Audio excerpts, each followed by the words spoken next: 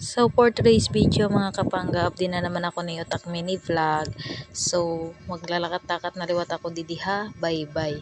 So aga pa ngayon ako dida kumuan, adaha bye-bye mga alas 6 pa lang ngayon din na mga pangurason kay nagmata ako didiha amon mga 5:54 yata adto. Katapos napag-isipan ko na maglakat-lakat didiha bye-bye kay nandadag ko na naman akong tail kay kumaon kasi ako han manok bisan bawal hala na kaon lagi hapa.